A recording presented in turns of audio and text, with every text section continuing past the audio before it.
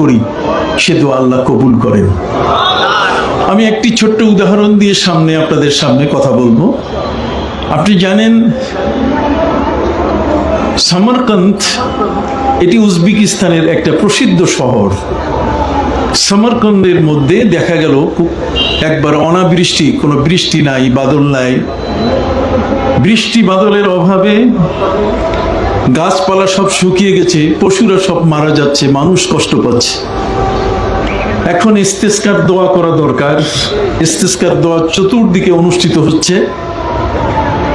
এই ইস্তেসকার দোয়া অনুষ্ঠিত হচ্ছে বটে, কিন্তু বৃষ্টি হচ্ছে না। বৃষ্টি কিভাবে আসবে? আকাশের মেঘ এই পৃথিবীর মধ্যে কোনো বিজ্ঞানী, এই পৃথিবীর মধ্যে কোনো সাধারণ ব্যক্তির ক্ষমতা নেই যে পৃথিবীর আরেক প্রান্ত থেকে মেঘ ডেকে এনে বৃষ্টির ব্যবস্থা করতে পারে। যদিও আধুনিক কিছু মানুষ কিছু আবিষ্কার করেছে, একটি কৃত্রিম বৃষ্টি, তাও অল্প কয়েক মিনিটের জন্য। একটা দেশের, একটা অঞ্চলকে বৃষ্টি দিয়ে তাদেরকে স্বাভাবিক অবস্থায় নিয়ে আসার জন্য আল্লাহর আবরে রহমতের বৃষ্টি একান্ত প্রয়োজন। অতএব সেই সময়কালের একজন অলি, একজন দরবেশ, তিনি সমরকন্দের গভর্নরকে বললেন যে এইভাবে নয়, বৃষ্টি যদি প্রয়োজন হয় তাহলে ওসিলা ধরতে হবে। যারা বলেন কি ধরতে হবে? আবার বলেন কি ধরতে হবে? ওসিলা। কোরআন বলছে ইয়া আইয়ুহাল্লাযীনা আমানুত্তাকুল্লাহা ওয়াবতাগু ইলাইহিল ওয়াসিলা। সতর্ক করে দিয়েছেন, আল্লাহকে ভয় করো এবং ওসিলা ধরো। এই ওসিলাকে কেন্দ্র করে কত কথা, বাজে যত কথা আছে, মৌলবীরা, এই মোল্লারা পুরোটাই বাকি রাখেনি। সম্মানিত সুধী, দরবেশ প্রত্যেকটি জায়গায় আল্লাহ পাক রব্বুল আলামিন এই ধরনের কিছু মানুষ যারা মুস্তাজাবুদ দাওয়াত, যাদেরকে আল্লাহ তাআলা অন্তর্দৃষ্টি দিয়েছেন। আল্লামা কান্নানী রহমতুল্লাহ আলাইহি, তিনি তার একখানা কিতাব আছে, যে কিতাবখানার নাম হলো কাশফুল মুগাত্তা। কাশফুল মুগাত্তার কিতাবের মধ্যে তিনি আল্লাহর ওলিদের শ্রেণী বিভাজন করেছেন। তার মানে এই যে পীর, দরবেশ, অলি, আবদাল, আওতাদ, আখিয়ার, গাউস, কুতুব, কথা বলেন না, এই ধরনের 29 প্রকার আল্লাহর ওলিদের স্তর বিভাজন করেছেন তিনি। এগুলো বর্ণনা করেছেন। আল্লাহ পাক রব্বুল আলামিন পৃথিবীতে এই ওলিদেরকে তিনি দায়িত্ব দিয়েছেন, যদি আল্লাহর কাছে কিছু দাবি করে বসে, কসম দিয়ে যদি কিছু চায়, তাহলে সাথে সাথে আল্লাহ তাআলা সেটা মঞ্জুর করেন। জোরে বলেন সুবহানাল্লাহ। এই ধরনের ব্যক্তি যারা, তাদের ভিতরে আল্লাহ পাক রব্বুল আলামিন কিছু অপারগকারী ক্ষমতা দান করেছেন। অপারগকারী ক্ষমতা মানে আকাশ থেকে বৃষ্টি আনা, এটা সাধারণ ব্যাপার নয়। পৃথিবীর মধ্যে সাধারণ ব্যক্তিরা যা পারে না, আল্লাহর ওলিরা তা পারেন। আল্লাহর ওলিদেরকে আল্লাহ পাক রব্বুল আলামিন সেই ক্ষমতা দিয়েছেন। আল্লামা শিহাবুদ্দিন সাহরাওয়ার্দী রহমতুল্লাহ আলাইহির মতো একজন ব্যক্তি, তিনি বলেছেন যে আমি যখন সূর্যের দিকে তাকাই, তখন আমি দেখতে পাই যে সূর্যকে ফিরিস্তারা রশি টেনে টেনে নিয়ে এগিয়ে নিয়ে যাচ্ছে। ওই আমরা তো কখনো আমাদের চোখে দেখলাম না। কথা বলেন, আমরা কখনো আমাদের চোখে দেখলাম না যে সূর্যের সাথে রশি লাগিয়ে ফিরিস্তারা টান দিচ্ছে। আল্লাহর এমনও বান্দা পৃথিবীর মধ্যে আছেন যে তারা যদি পার্থক্য করতে চান, যদি দেখতে চান, তারাও কিন্তু তাদেরকে দেখাবার মতো শক্তি রাখেন। আল্লামা শিহাবুদ্দিন সোহরাওয়ার্দী, এই যে সোহরাওয়ার্দী তরিকার একজন মহান ওলি, আমি তার মাজার জিয়ারত করেছি।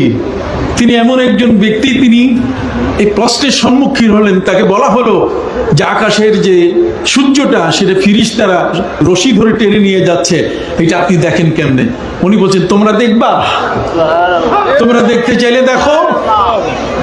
আল্লাহর ওলিরা এরা হলেন মুত্তাকি, এদের মধ্যে তাকওয়া আছে, এরা কোনোদিন মিথ্যাকে লালন করে না। জোরে বলেন, এরা কোনোদিন মিথ্যাকে লালন করে না। কোনো মিথ্যা তাদের জীবনের কোনো সম্পদ হিসাবে তারা গ্রহণ করেন না। মিথ্যার উপরে পৃথিবী চলছে বর্তমান। টাটকা ওলি অনেকেই আছে, কথা বুঝতে পারছেন? সম্মানিত সুধী, মহান ওলি যারা, আল্লাহর সেই ওলিদের সম্মান, তাদের ইজ্জত আল্লাহর কাছে এত বড়। সহিহ মুসলিমের হাদিসের মধ্যে বলা হয়েছে, কোন ওলি যদি আল্লাহর কাছে বলে দেন তাহলে সেই বলাটা আল্লাহ তাআলা কখনো বাতিল করেন না, সাথে সাথে সেই বলাটাকে কি করেন? কবুল করেন।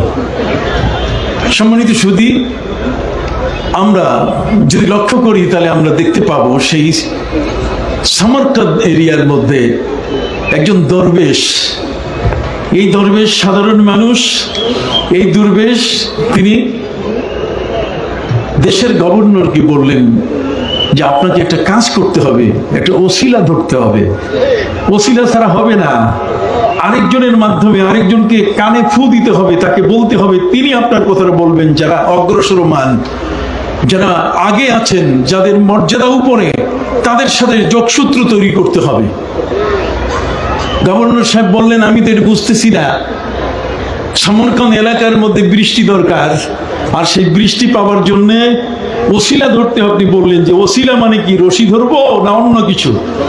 হয় না, ওসিলা মানে এখানে রশি ধরা নয়, ওসিলা হচ্ছে পাশেই খারতাং নামে একটা এলাকা আছে, যে খারতাং এলাকায় হযরত ইমাম বুখারী রহমতুল্লাহ আলাইহি সেখানে শুয়ে আছেন, তার মাজার।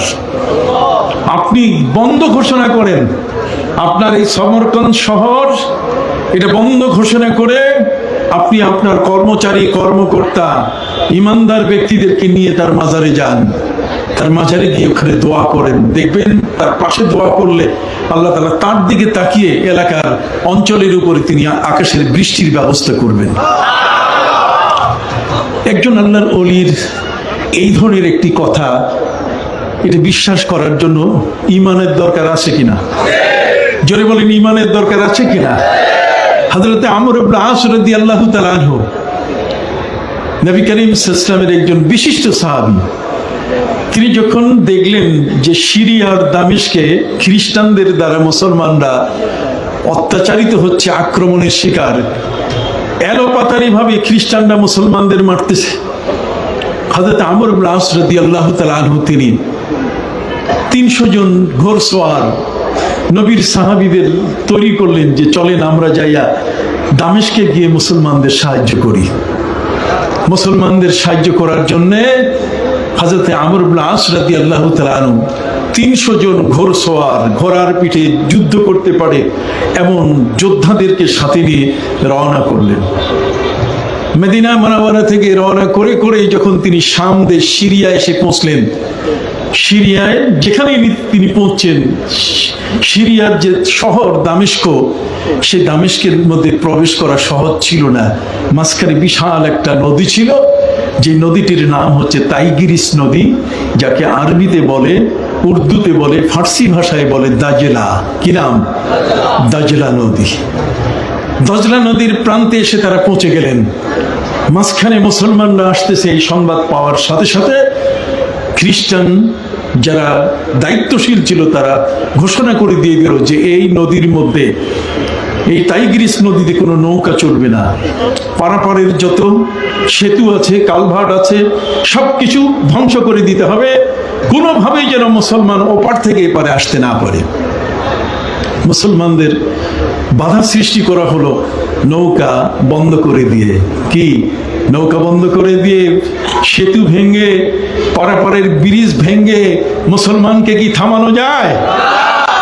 মুসলমানের সিনার মধ্যে আছে আধ্যাত্মিক এক মহাশক্তি। জোরে বলেন, এই আধ্যাত্মিক মহাশক্তিটা হলো, সে যা বলবে, তার জবানটা এত মূল্যবান, এই জবান দিয়ে আল্লাহর কাছে যা বলবে, লাউ আকসামা আলাল্লাহি লা আবাররা, সাথে সাথে আল্লাহ তাআলা তাকে পরিত্রাণের ব্যবস্থা করবেন, তার কথাটি তিনি গ্রহণ করে তাকে মর্যাদা সম্পন্ন আসনে বসাবেন। অতএব সম্মানিত সুধী, হযরত আমর ইবনে আস রাদিয়াল্লাহু তাআলা আনহু তিনি সহ 300 জন ঘোড়সওয়ার নদীর সামনে, টাইগ্রিস নদী বিশাল বড়, মেঘনা পদ্মার মতো লম্বা তার চওড়াটা, খরস্রোতা নদী, এত বেশি পরিমাণে স্রোত, যে স্বাভাবিকভাবে পার হওয়ার কোনো সুযোগ নাই। তার সঙ্গীরা বললেন, আমর, আমরা এখন কি করতে পারি? আমরা কি পিছিয়ে যাব না আমরা সামনে যাব? হযরতে আমর ইবনে আস বলছেন রাদিয়াল্লাহু তাআলা, তিনি বলছেন যে এ ব্যাপারে আমার কোনো মন্তব্য করার সুযোগ নাই। আমি আপনাদেরকে বলতেও পারবো না যে আপনারা পিছিয়ে চলেন, চলে যাই মদিনায়, আর না হলে চলেন আমরা সামনে যাই টাইগ্রিস নদীতে, আমাদের ঘোড়াগুলো সেখানে পানিতে নামিয়ে দিয়ে আমরা সাঁতার কেটে চলে যাই। আমি কোনোটাই বলবো না। হযরত আমর ইবনে আস রাদিয়াল্লাহু তাআলা আনহুকে তার সঙ্গীরা বললেন যে আপনি তো আমাদের দলপতি, আপনি আমাদের কি দলপতি। আমি লিডার বলতে চাই না, আমি কি বলতে চাই? দলপতি। আপনি আমাদের রাহবার।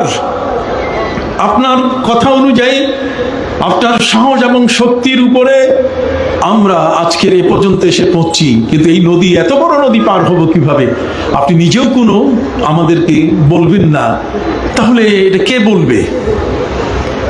হযরত আমর ইবনে আস রাদিয়াল্লাহু তাআলা তিনি বললেন, যদি আমাকে একটু সুযোগ দেওয়া হয় তাহলে 2-1 মিনিটের জন্য আমার চক্ষু বন্ধ করব। আমি চক্ষু বন্ধ করার পরে চক্ষু যখন আমি খুলব, তখনই আমি সিদ্ধান্ত দিতে পারবো যে আমরা টাইগ্রিস পার হয়ে দামেস্কে যাব না আমরা মদিনা ফিরে যাব, কোনটা? তারা বললেন, আমর, চক্ষু বন্ধ করলে ফয়সালা আসে, এটা তো বুঝি না। জোরে বলেন, এই বুঝটা আসে না।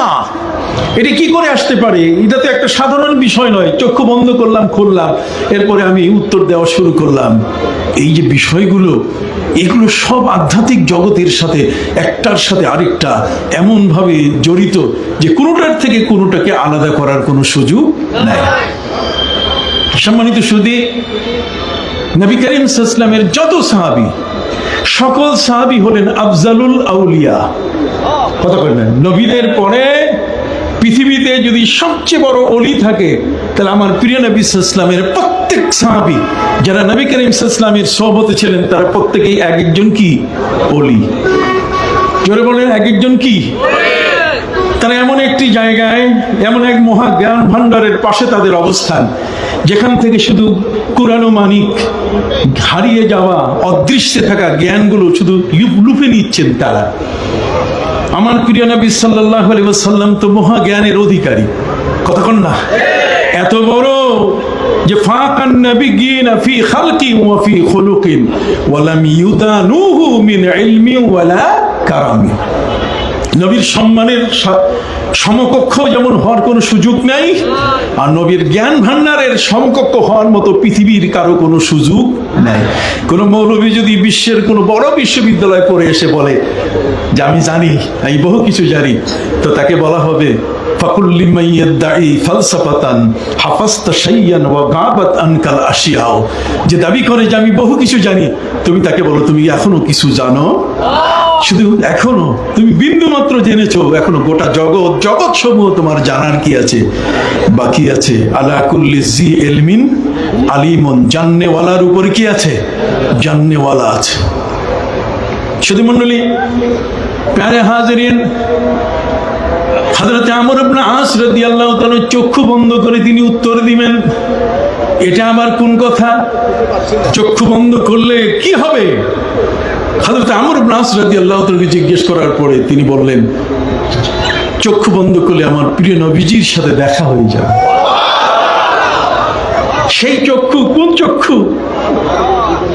যেই চক্ষু ওয়া আইনুন বাকাত মিন খাশিয়াতিল্লাহ, আল্লাহর ভয়ে যে চক্ষু থরথর করে কেঁপে তার ভেতরের পানিগুলো নিঃসরিত করেছে, যার গাল ভিজে গেছে সেই অশ্রু দিয়ে। ওয়াইনুন বাকাত মিন খাশিয়াতিল্লাহ, আল্লাহর ভয়ে যে চোখ কেঁপে উঠে, সেই চক্ষু কোনোদিন কোনো হারাম কাজে ব্যবহার হয় নাই, কোনো স্বার্থের কাজে ব্যবহার হয় নাই। এই চক্ষু কোনোদিন কোনো কারো অন্যায় সহযোগিতায় ব্যবহার হয় নাই। এই চক্ষু কোনো অন্যায় রায় লেখার ক্ষেত্রে সহযোগিতা করে নাই। যে চক্ষুটা পবিত্র, যে চক্ষুটাকে লালন করা হয়, যেই চক্ষুটাকে নানা দিক থেকে, সব ধরনের অপরাধ থেকে এটাকে মুক্ত রাখার জন্য এর চতুর্দিকে দেয়াল তৈরি করা হয়, কথা বল না, যাতে আমার চক্ষুটা ওই দেয়ালের বাইরে না যায়। আমরা তো আমাদের চক্ষু দেয়ালের বাইরে যায় কিনা? জোরে বলেন, যায় কিনা? আমরা আমাদের মসজিদ থেকে চোখের দৃষ্টি ভিন্ন আরেক জায়গায় তো নিয়ে যাই, যাই কিনা? তাহলে আমাদের চোখের দৃষ্টি এটা আমাদের এক দেয়ালের মধ্যে সীমাবদ্ধ নয়। এই জন্য সম্মানিত সুধী, আল্লাহ পাক রব্বুল আলামিন কিছু মানুষকে এমন করে দিয়েছেন, তার জবান এটার দাম এত বড় যে আসমান এবং জমিন, সাত জমিন সাত আসমান সমান করলেও হবে না। তাদের দৃষ্টি শক্তিরও মূল্য ঠিক এমনই। হযরত আমর ইবনে আস রাদিয়াল্লাহু তাআলা আনহু তিনি বললেন যে আমি চক্ষু বন্ধ করলে আমার প্রিয় নবীজির সাথে দেখা হয়ে যাবে। সুবহানাল্লাহ বলেন, নবীজির সাথে দেখা হয়ে যায়। কি করে এটা সম্ভব? পৃথিবীর বিজ্ঞানীরা বলছে আগে বলতো 8 মাইল পর্যন্ত মানুষ চোখে দেখতো, আর এখন তারা বলেন যে না, এখন 20 মাইল পর্যন্ত দেখে। আমরা আরো 10 বাড়াই দিলাম, কত? 30 মাইল পর্যন্ত একজন ব্যক্তি দেখতে পায়। কিন্তু দামেস্ক থেকে মদিনা মুনাওয়ারার দূরত্ব কত দূর, কথা বল না, পায়ে হেঁটে 1 মাসের রাস্তা। এত দূর প্রিয় নবী সাল্লাল্লাহু আলাইহি ওয়াসাল্লামের সাথে তার দেখা হবে এবং তিনি তাদেরকে এই মুহূর্তে কি করণীয় সেই করণীয় বিষয়টা জানাবেন। সাহাবা ইকরাম তারা তো মনে করেছেন যে এই নদী পার হওয়া সম্ভব নয়, কিন্তু হযরত আমর ইবনে আস রাদিয়াল্লাহু তাআলা আনহুকে প্রশ্ন করার পরে তিনি বললেন আমাকে সুযোগ দেন, আমার এই অন্তর, আমার এই কলবটা, এটা নেটওয়ার্ক যখন নবীজির সাথে হয়ে যাবে তখন আমি আপনাদেরকে বলতে পারবো। চোখ বন্ধ করে চোখ খুলে তিনি বললেন প্রিয় নবী সাল্লাল্লাহু আলাইহি ওয়াসাল্লামের সাথে আমার দেখা হয়েছে। নবীজি আমাকে বলেছেন পিছানো যাওয়া যাবে না, পিছে যাওয়া যাবে না, ফেরত আসা যাবে না, বরং আগে বাড়তে হবে।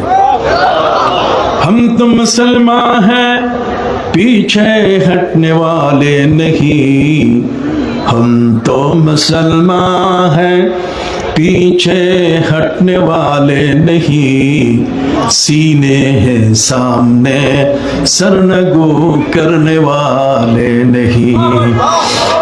আমরা মুসলমান, আমরা পিছু হটতে জানি না। আমাদের বুকে বুলেট বলেন, আঘাত বলেন, সবগুলো আমাদের বুকে আসে।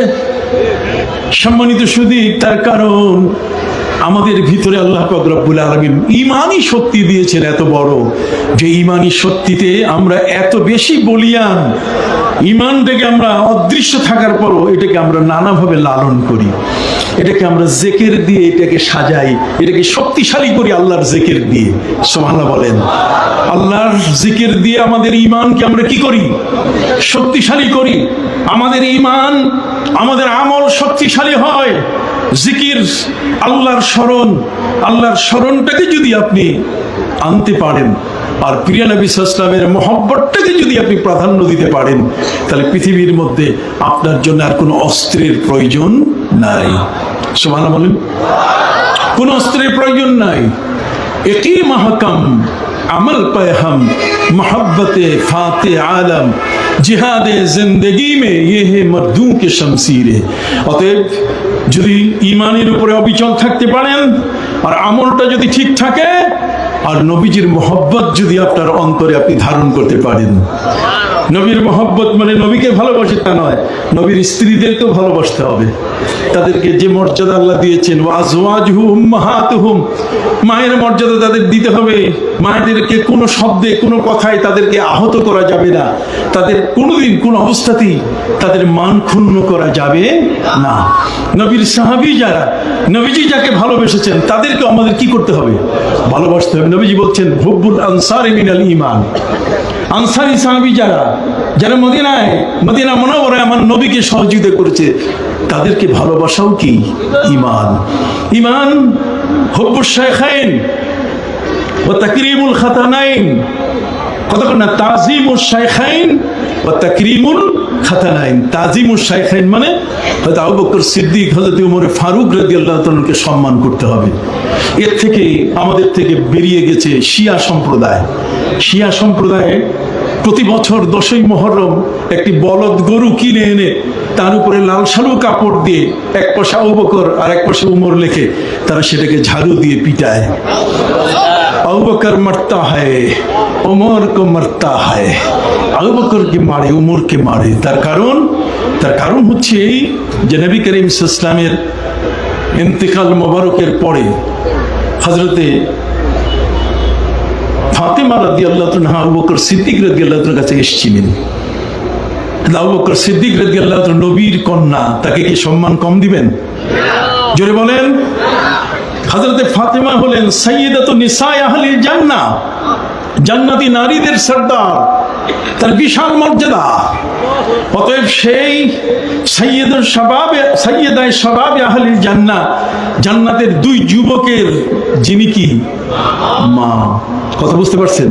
অতএব সেই ফাতেমা রাদিয়াল্লাহু তাআলা আনহা আবু বকর সিদ্দিক রাদিয়াল্লাহু তাআলার কাছে এসে বললেন যে আমার জানা মতে আমার আব্বা প্রিয় নবী সাল্লাল্লাহু আলাইহি ওয়াসাল্লামের কিছু জমিন খাইবারের ফিদাক নামক এলাকায়, খাইবারের একটা জায়গা আছে, এটার নাম কি ফিদাক। এই খাইবারের ফিদাকের মধ্যে কিছু সম্পদ আছে, আপনি যদি সম্পদটা আমাকে দিয়ে দেন। কথা বুঝতে পারছেন? হযরত আবু বকর সিদ্দিক রাদিয়াল্লাহু তাআলা বললেন যে আপনার প্রতি আমার সর্বোচ্চ রেসপেক্ট, আপনি বসুন, আপনার সম্পদ আপনি নিবেন, আমার কোনো আপত্তি নাই। তবে নবী করিম সাল্লাল্লাহু আলাইহি ওয়াসাল্লামের একখানা হাদিস শোনাবার পরই আমি সম্পদ আপনাকে দিয়ে দিব। হযরতে ফাতেমা, সাইয়্যিদা ফাতেমা রাদিয়াল্লাহু আনহা তিনি বললেন ঠিক আছে, আপনি আমাকে হাদিস কেন শোনান। হযরত আবু বকর সিদ্দিক রাদিয়াল্লাহু তাআলা তিনি হাদিস শোনালেন। নবী করিম সাল্লাল্লাহু আলাইহি ওয়াসাল্লাম বলেছেন আলা ওয়া ইন্না আম্বিয়া আল্লাহি লাম ইউরিসু দিনারা ওয়ালা দিরহামা ওয়ালাকিন ওয়ারাসুল ইলমা। প্রিয় নবী সাল্লাল্লাহু আলাইহি ওয়াসাল্লাম সতর্ক করে বলছেন, সাবধান করেছেন, আলা সাবধান, কি ইন্না আম্বিয়া আল্লাহি লাম ইউরিসু দিনারা ওয়ালা দিরহামা। আল্লাহর যত নবী আছেন, রাসূল আছেন, তারা কখনো কোনো জমি সম্পদের মালিক হন না, কোনো ভূখণ্ডের মালিক তারা হন না, তারা কোনো অর্থ সম্পদের মালিক হন না। অর্থ সম্পদ আর ভূখণ্ড এটার কোনোটারই মালিকানা আল্লাহ তাআলা তাদেরকে দেন নাই, এটার কাউকে ওয়ারিশও বানান নাই। অতএব নবী করিম সাল্লাল্লাহু আলাইহি ওয়াসাল্লামের সেই ফিদাকের যে জায়গাটা আপনি দাবি করছেন, এখন আপনি বলুন, নবী করিম সাল্লাল্লাহু আলাইহি ওয়াসাল্লাম জ্ঞানের ওয়ারিশ বানাইছে কিন্তু সম্পদের ওয়ারিশ কাউকে বানাই নাই, এখন আপনি কি এটা থেকে নেবেন? হযরতে সাইয়্যিদা ফাতেমা তিনি বলেন যে না, আমার আব্বার এই বাণী থাকার পরে আমি সেই সম্পদ থেকে কিছু নিতে পারি না। এটাকে কেন্দ্র করে শিয়ারা তারা বলছে যে হযরত আলী রাদিয়াল্লাহু তাআলা আনহুর স্ত্রী হযরতে সাইয়্যিদা ফাতেমাকে সম্পদ দেয় নাই আবু বকর সিদ্দিক। এই একটা ভুল তথ্যের উপরে ভিত্তি করে তারা আবু বকর সিদ্দিক এবং ওই সূত্রে হযরতে ওমরকেও তারা দোষারোপ করে প্রতি 10ই মুহররম একটা বলদ ষাঁড় কিনে তার উপরে তারা বেত্রাঘাত করে, ঝাড়ু দিয়ে মারে, আবু বকরকে মারতেছি, ওমরকে মারতেছি, নাউজুবিল্লাহি মিন যালিক। এই ধরনের ফিতনা এটা আজকের নতুন না, সেই ফিতনা চলতে চলতে এ পর্যন্ত কিন্তু চলে আসতেছে। কি বলেন? আমরা কি ফিতনা থেকে খালি? এই ফিতনার যুগে শত শত বছর ধরে ঐতিহ্য ধরে রেখেছে নবী করিম সাল্লাল্লাহু আলাইহি ওয়াসাল্লামের সুন্নাহর, কোরআন এবং সুন্নাহর ঐতিহ্য ধরে রেখেছে এই পৃথিবীর মধ্যে একটি মাত্র দরবার, আর সেই দরবার হলো সারসিনা দরবার শরীফ। সারসিনা দরবার শরীফ এই ঐতিহ্যটিকে ধরে রেখেছে। সারসিনা 100 বছর আগে যেমন ছিল, 100 বছর পরে এখনো কি তেমন। কথা বলেন না? কোনো বাতাস গায়ে লাগতে দেয় নাই। কথা বলেন? কোনো বাতাস গায়ে লাগতে দেয় নাই। কোনো পণ্ডিতের কোনো পরামর্শ তাদের কানকে ভেদ করতে পারে নাই। তারা নিজেরা হলেন এই বর্তমান সময়কালের এক একজন মুজাদ্দিদ। আমি বিশ্বাস করি ব্যক্তিগতভাবে, আমার যতটুকু অ্যানালাইসিস, আমি যতটুকু লেখাপড়া করেছি, আমার লেখাপড়ায় যতটুকু বোঝা যায়, সংস্কার কাকে বলে? সংস্কার শুধুমাত্র চোর ধরা সংস্কার নয়। সংস্কার হচ্ছে একজন মানুষকে মানুষের মতো মানুষ বানানো। কি বলেন, ঠিক কিনা? যে মানুষটি তাকে দেখলে আমার নবীর সুরত তার ভিতরে পাওয়া যাবে, যাকে দেখলে একজন দিনদার পরহেজগার ব্যক্তির চিহ্ন তার ভিতরে বিদ্যমান। কথা কি বুঝতে পারছেন? অতএব হযরতে আমর ইবনে আস রাদিয়াল্লাহু তাআলা আনহু তিনি চক্ষু বন্ধ করে বললেন যে নবী করিম সাল্লাল্লাহু আলাইহি ওয়াসাল্লাম ফিরে যাওয়ার অনুমতি দেন নাই। বরং সামনে আগাতে হবে। সাহাবায়ে ইকরাম বললেন, আমার সামনের বিশাল টাইগ্রিস নদী, দাজলা নদী, খরস্রোতা নদী, আমাদের খুলনার পাশে যে রূপসা, এটা কিন্তু খরস্রোতা নদী। বাংলাদেশের মধ্যে সবচেয়ে বেশি যে নদীটার স্রোত বেশি সেটা কি? ওই বলেশ্বর এবং রূপসা নদী। কথা বুঝতে পারছেন? এগুলো আমাদের কাছে হিসাব আছে। আর বাকি সব নদীগুলো শান্ত।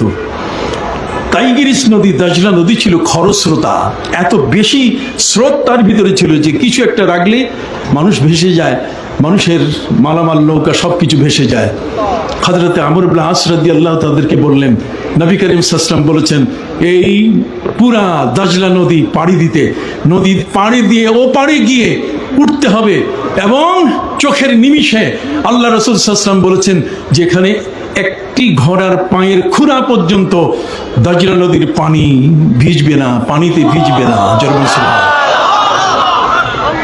আপনি চিন্তা করতে পারেন, পানিতে পা দিলাম, পানি লাগে না, পানিতে পা দিলাম, পানির স্পর্শ, পানির পা ঘাড়ের উপরে পা রেখে, তার পিঠের উপরে পা রেখে, ঘাড়ের উপরে পা রেখে আমি পার হচ্ছি, অথচ সেই পানি আমাকে স্পর্শ করছে না।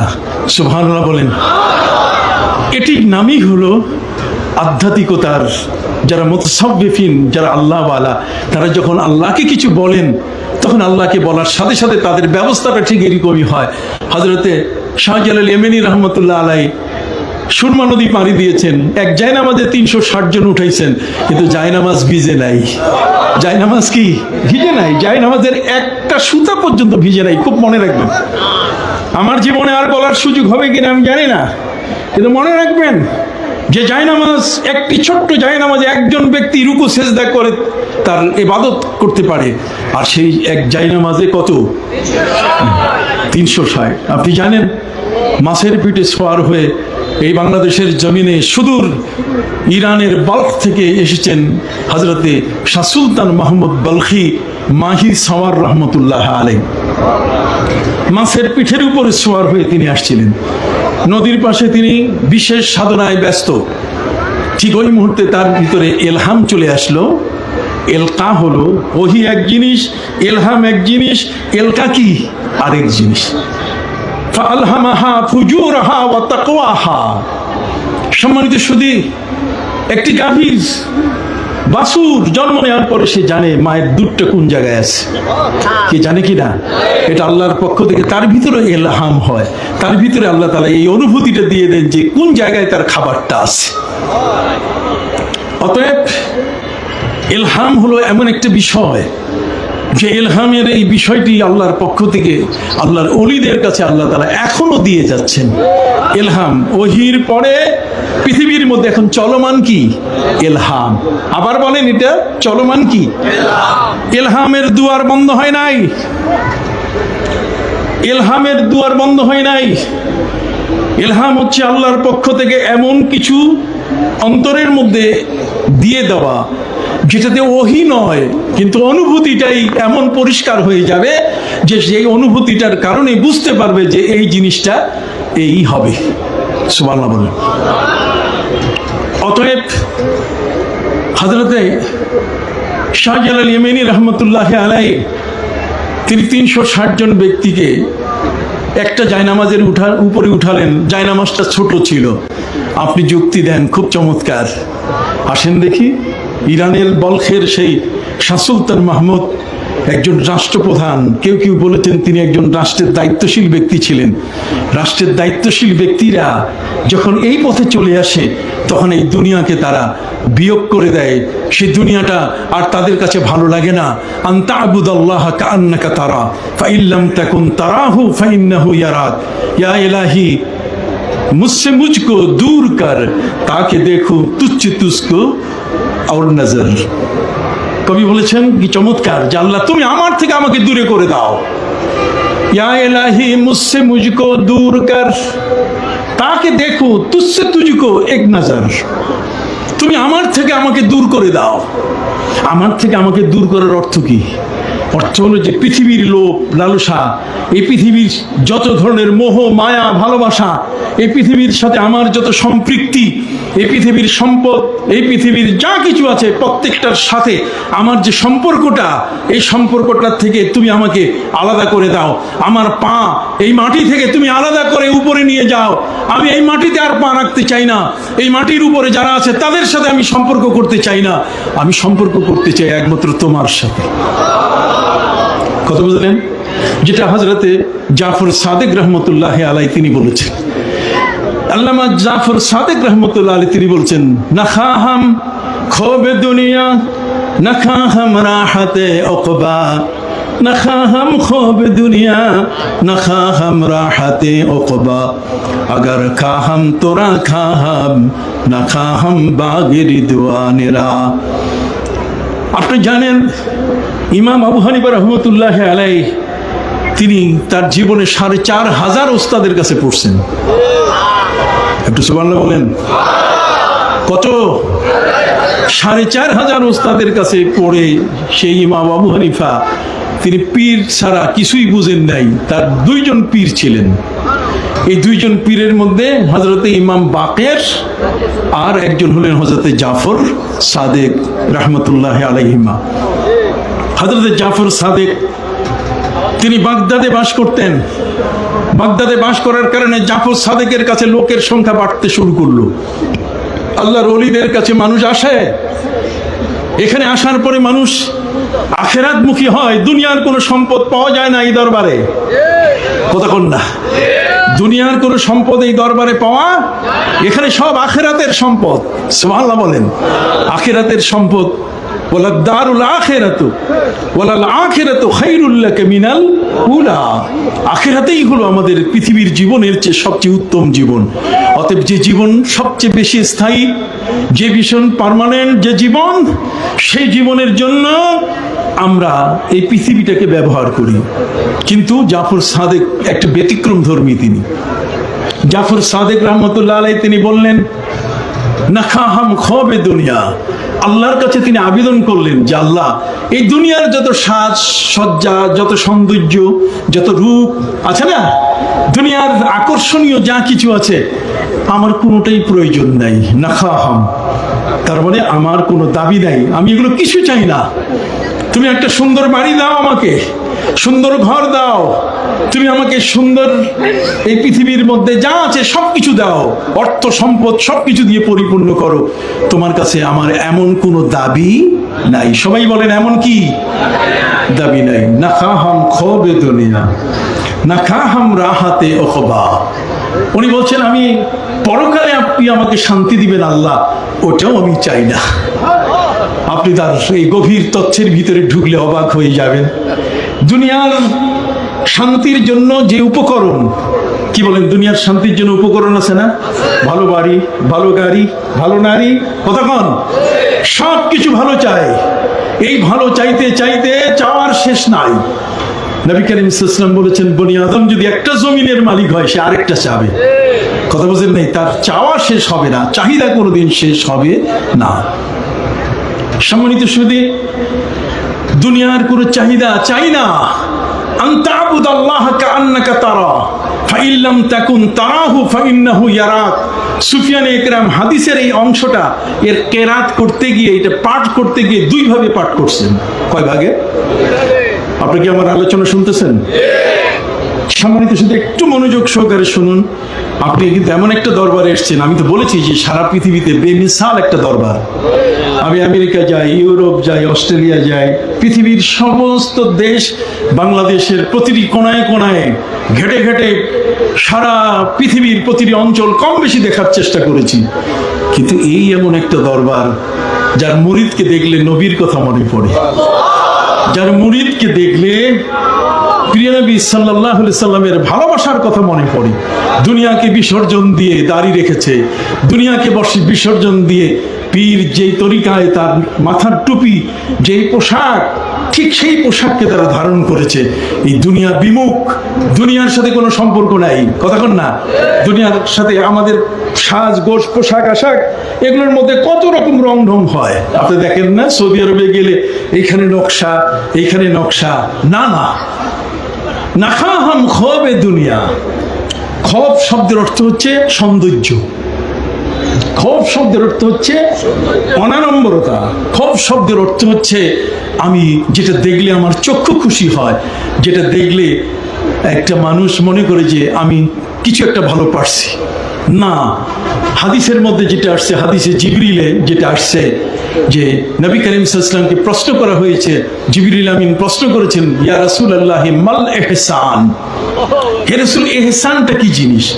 ইহসান শব্দের অর্থ হচ্ছে উপকার করা, আল জাযাউল ইহসান ইল্লাল ইহসান। কিন্তু এখানে ইহসানের অর্থ আরো ব্যাপক। ইহসানের অর্থ হচ্ছে দয়া করা, দয়া করা, মায়া করা, ভালোবাসা। জোরে বলেন, দয়া করা, মায়া করা, ভালোবাসা, এটার নাম কি? ইহসান। যেমন ইহসানের অর্থ হচ্ছে দান করা, ওয়া আন তুহসিনুহুন্না ফি তুআমিহিন্না ওয়া কিসওয়াতিহিন্না। তোমার স্ত্রীকে তুমি সবচেয়ে ভালো খাবারটা খাওয়াবে, তোমার স্ত্রীকে সবচেয়ে সুন্দর পোশাকটা তুমি পরিধান করাবে। তার কারণ হচ্ছে সে তো মার্কেটে যায় না।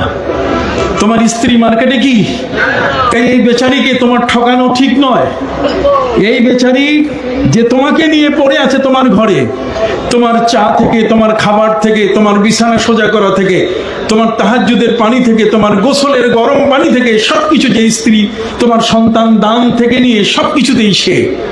কথা বল না, সেই স্ত্রী বাজারে যায় না, মার্কেটে যায় না। যেহেতু মার্কেট, ইসলাম বলছে ওয়াকারনা ফি বুয়ুতিকুন্না ওয়ালা তাবাররাজনা তাবাররুজাল জাহিলিয়াতিল উলা। তুমি তোমার ঘরে থাকো নারী, তুমি ঘরের বাইরে যেও না।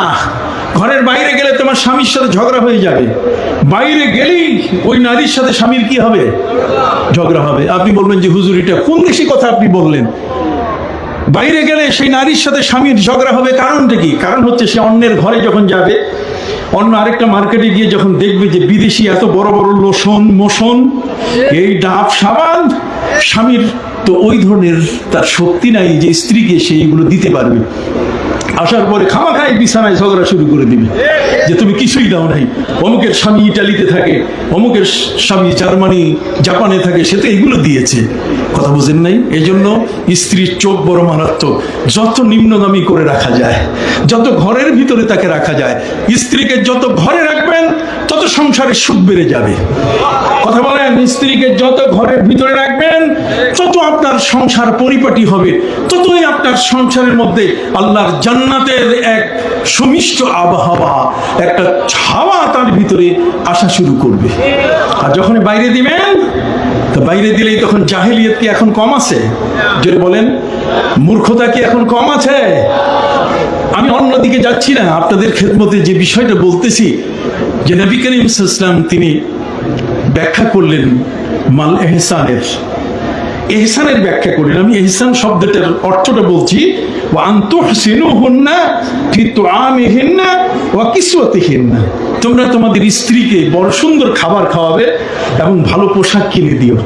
সে তো বনানী গুলশান সহ বড় বড় রসনা বিলাস, জিব্বা যেখানে খালি খাইতেই চায়, এ সমস্ত হোটেল মোটেলে সে কখনো যায় না। অতএব সবচেয়ে ভালো খাবারটা, খালি চিনি গুঁড়া চাউল খাওয়াইলেই হবে না, তাকে ওই আপনার দিনাজপুরের কি বলে কাটারি ভোগ, ভালো যেটা সবচেয়ে বড় দামি পোশাক, সবচেয়ে বড় দামি খাবারটা তাকে আপনি আপনার ঘরে তাকে খাওয়াবেন। দেখবেন এই পৃথিবীর মধ্যে নবী করিম সাল্লাল্লাহু আলাইহি ওয়াসাল্লাম বলছেন, তোমরা দোয়া করলে তোমার ঘরের স্ত্রী এবং সন্তানদের দিয়ে দোয়া করাইও। ওরা কখনো হারাম খায় না, তোমার উপার্জন খায়। অতএব উপার্জন তুমি কোত্থেকে আনেছো এটা পরের কথা, কিন্তু সবসময় হালাল খায়, তাদের দোয়া আল্লাহ কবুল করেন। আসুন, প্রিয় নবী সাল্লাল্লাহু আলাইহি ওয়াসাল্লামকে প্রশ্ন করা হলো, ইয়া রাসূলুল্লাহ সাল্লাল্লাহু আলাইহি ওয়াসাল্লাম মাল ইহসান, হে নবী ইহসান কি জিনিস? আল্লাহর নবী বললেন, ইহসান হলো আনতা আবুদাল্লাহ। ইহসানটাকে ইবাদতের ডাইভার্ট করে দিলেন নবীজি। তিনি বললেন যে তুমি ইবাদত করবে এমন ভাবে যেন তুমি আল্লাহকে দেখতে পাচ্ছ। তাহলে মালিককে যদি আমরা দেখি তাহলে কাজটা ভালো হবে কিনা? ফাইল্লাম তাকুম তারা, যদি তুমি তাকে দেখতে না পাও তাহলে ফাইন্নাহু ইয়ারাক, তোমার মনের মধ্যে বিশ্বাস রাখবে যে তিনি তোমাকে কি করতেছেন, দেখতেছেন। এই জায়গায় কেরাত পড়তে গিয়ে, এই হাদিসটা পাঠ করতে গিয়ে এই পাঠের অংশটাকে আলেমরা ভাগ করেছে। যারা সুফি, যারা সুফি বুঝেন, সুফি মানে যারা আল্লাহ নিয়ে পড়ে থাকেন, রসুল নিয়ে পড়ে থাকেন, এই দুনিয়ার শয়তানি বদমাশি যারা নাই, কতক্ষণ না সকালে এক কথা বিকালে আরেক কথা, কথা বলেন, যাদের শয়তানি স্পষ্ট, যাদের শয়তানি কি স্পষ্ট, যাদের শয়তানি বুঝতে এখন সাধারণ একটা ছোট বাচ্চাও বুঝে যে এটা কি কইল, সকালে এক কথা বিকালে কি আরেক কথা। আলেম ওলামা মুহাদ্দিসিন যারা তারা হাদিসটার অর্থ করতে গিয়ে তারা এখানে একটু ওয়াকফ করেছেন। ওয়াকফ মানে শ্বাস ছেড়ে দেওয়া। মানে ইহসান, জিবরিল আমিন জিজ্ঞেস করেছেন, হে রাসূল ইহসান কি জিনিস? নবীজি বলছেন, আনতা আবুদাল্লাহ কাআন্নাকা তারা, তুমি আল্লাহর ইবাদত করবে এমন ভাবে যেন তুমি আল্লাহকে দেখতেছো। ফাইল্লাম তাকুন, এইখানে এসে ওয়াকফ করে ফেলছে। ফাইল্লাম তাকুন, আপনারা বলতেছেন না, কষ্ট হচ্ছে শুনতে? ফাইল্লাম তাকুন, ফাইল্লাম তাকুন, এখানে এসে শ্বাস ছেড়ে দিয়েছে, তারপরেরটা পড়তেছে না। ফাইল্লাম তাকুন তারাহু, এটা পড়তেছে না, বরং বলতেছে কি ফাইল্লাম তাকুন। তাহলে অর্থ এখন পরিবর্তন হয়ে গেল, তুমি আল্লাহকে, তুমি ইবাদত করবে এমন ভাবে যেন তুমি আল্লাহকে দেখতে পাচ্ছ। ফাইল্লাম তাকুন, তুমি যদি নাই হইয়া যাও, ফাইল্লাম তাকুন তার মানে তুমি কি নাই হয়ে যাও। নাই মানে কি? তোমার খুদি নাই, তোমার আমিত্ব নাই, তুমি আমি কে, হামচুর ইমান দিগার নেস, তুমি আমাকে চেনো, আমি আমার এই দুনিয়ার যে কর্তৃত্ব, এই সব কর্তৃত্বকে যদি সে নাই করে দেয়, সব চাহিদাকে যদি নাই করে দেয়, দুনিয়ার সব কিছুকে যদি সে নাই করে দেয়, যে কোনোটার সাথে আমি নাই, কথা বলতে গেছে, আমি বাহাদুরিতে নাই, আমি নেতৃত্বে নাই, আমি কোনোটাতেই নাই, আমি নাই হয়ে যাব, আমি নাই হয়ে যাব, কে আমার কারোর সাথে আমার সম্পর্ক থাকবে না। ফাইল্লাম তাকুন, যদি তুমি নাই হয়ে যাও, তারাহু, তাহলে তুমি আল্লাহকে দেখতে পাবে। কতক্ষণ এখানে এসে ওয়াকফ করছেন সুফিরা, যারা মুতাসাব্বিফিন। আপনারা কতটুকু বুঝলেন আমি জানি না, কারা কারা বুঝছেন হাত উঠান দেখি, আপনারা বুঝতে পারছেন? মারহাবা, জ্ঞানের মজলিসে এই আলোচনা দরকার আপনাদের। ফাইল্লাম তাকুন, ওয়াকফ করছে এখানে এসে, যদি তুমি নাই হইয়া যাও, তার মানে তোমার এই পৃথিবীর সাথে কোনো সম্পর্ক নাই, সব কাট অফ করে দিয়েছো তুমি। তুমি এখন ব্যবসার সাথে নাই, কতক্ষণ না, তুমি এখন ঝগড়াঝাটিতে নাই, তুমি এখন অমুকের দালালিতে নাই, তুমি অমুক পদের জন্য তোমার কোনো চাহিদা নাই, তুমি সব জায়গায় কি হয়ে গেছো? নাই হয়ে গেছো। এই জগতের সবটুক থেকে যদি তুমি নাই হইয়া যাও, তাহলে তারাহ, তুমি আল্লাহকে দেখতে পাবে। এখন আল্লাহকে দেখার সম্বন্ধে আয়াত আছে, লা তুদরিকুল আবসার, লা তুদরিকুল আবসার, এই চক্ষু কখনো আল্লাহকে দেখবে না। তাহলে সে আল্লাহকে দেখবে কি করে? তারাহু বলা হয়েছে না, সেখানে হচ্ছে যে তুমি যদি নাই হয়ে যাও, এই দুনিয়ার সাথে সব সম্পর্ক যদি ছেড়ে দিয়ে একমাত্র আল্লাহর সাথে সম্পর্ক করে বসো, তখন দেখা যাবে যে আল্লাহ পাক রব্বুল আলামিন স্বপ্নযোগে হলেও তোমাকে কি দিবেন? তার দেখা দিবেন। কথা বুঝেন নাই? ফাইল্লাম তাকুন তারাহু ফাইন্নাহু ইয়ারাক, কথা বুঝেন? তুমি তাকে দেখবে, তিনি তোমাকে দেখবেন। অতএব এখানে তোমার আর তোমার আল্লাহর মধ্যে একটা মহব্বতের খেলা শুরু হয়ে যাবে, যে তুমি তোমার আল্লাহর জন্য তুমি উজাড় করে দিয়েছো। এখন এই দুনিয়ার কোনো ভালো একটা জুতা তুমি প্রয়োজন মনে করো না, এই জন্য তুমি খালি পায়ে হাঁটতেছো, তোমার জুতার দরকার নাই। তোমার পোশাক, সেরা পোশাক দিয়ে তুমি আছো, তোমার একটা সুন্দর মানুষের দৃষ্টি আকর্ষণ করবে এই ধরনের পোশাক তোমার প্রয়োজন নাই। সবখানে তুমি শুধু নাই আর কি, আবার বলেন সবখানে কি নাই। এই সবখানে যদি তুমি নাই হও, তাহলে তোমার মর্যাদা বেড়ে যাবে, যেহেতু তোমার উদ্দেশ্য হচ্ছে একমাত্র কাকে পাওয়া? আল্লাহকে পাওয়া। ফাফিরু ইলাল্লাহ। সম্মানিত সুধী, এই জন্য হযরত জাফর সাদিক রহমতুল্লাহ আলাইহি তিনি বলেছেন, নাখাহাম থবে দুনিয়া, আমি আমার এই দুনিয়ার চাকচিক্য আমি চাই না। তার মানে দুনিয়া বিমুখ আমি। দুনিয়া কি? দুনিয়ার প্রতি কোনো চাহিদা নেই। আমরা একটা জমি হলে আরেকটা জমি কিনতে চাই, একটা ফ্ল্যাট হলে আরেকটা ফ্ল্যাট কিনতে চাই। উনি বলছেন না না, নাখাহাম খবে দুনিয়া, এই পৃথিবীর কোনো কিছু আমার প্রয়োজন নাই। নাখাহাম রাহাতে উকবা, আখিরাতেরও কোনো বড় ধরনের আপনার রহমত, এটাও আমার দরকার নেই। কে বলে আল্লাহর রহমত তো দরকার। জেনারেল সেন্স, সাধারণ চিন্তায় আল্লাহর রহমত দরকার আছে কিনা? কিন্তু উনি বলছেন যে আমার পরকালের কোনো শান্তি দরকার নাই। এই কথাটা তিনি বলছেন কেন? বলার পিছনে কারণ হলো জাফর সাদেক রহমতুল্লাহ আলাইহি তিনি যে বাগদাদে থাকতেন যেই ঘরটাতে, সেই ঘরটার চাল, উপরের মাথার উপরে যে কি চাল, সে চালটা ছিল এমনই যে সেটা অসংখ্য ছিদ্রে ভরা। বৃষ্টি হলে বৃষ্টি পড়তো, আর রোদ্রের সময় প্রচন্ড রোদের কিরণ, রোদের আলোগুলো ঘরের ভিতরে ঢুকতো। এই অসহনীয় একটা জায়গায় কোনো এসি অথবা এয়ার কুলার এটা কিছুই ছিল না, বরং তিনি যে ঘরে থাকতেন সেই ঘরটা ছিল এমন একটা ঘর, বৃষ্টি পড়লে পানি চুয়ায় পড়ে, আর যদি গ্রীষ্ম হয়, গরমের দিন হয়, তাহলে সূর্যের আলোর প্রখর তাপ ঘরের ভিতরে ঢুকে। সে তার বক্তব্য হলো যে আমি দুনিয়ার শান্তি চাই না, আমি আখিরাতের শান্তি চাই। তাহলে তিনি কি চান? না খা হাম খোয়াবে দুনিয়া, না খা হাম রাহাতে দুনিয়া, আগার খা হাম তোরা খা হাম, আমি তোমাকেই চাই, তুমি আমার, তোমার জান্নাতে যদি তুমি আমাকে দাও, আর সেই জান্নাতে যদি তুমি আমাকে দেখতে না আসো, সেখানে যদি আমি তোমাকে না পাই, তাহলে ওই জান্নাত আমার দরকার নাই। আমার এই কুঁড়ে ঘর, ভাঙ্গা ঘর, পানি চুয়ে চুয়ে পড়ছে, এই ঘরটি, এখানে যদি তুমি আমার দিদার দাও, তোমাকে যদি আমার ঘরে পেয়ে যাই, তাহলে আর আমার ওই শান্তির দরকার নাই। আমি তোমাকেই চাই, তোমাকে পাই, তোমাকে চাই, যেখানেই আমি তোমাকে পাবো সেটাই হবে আমার সুখ, সেটাই হবে আমার কি শান্তি। আবার বড় করে সুবহানাল্লাহ বলবেন কিনা?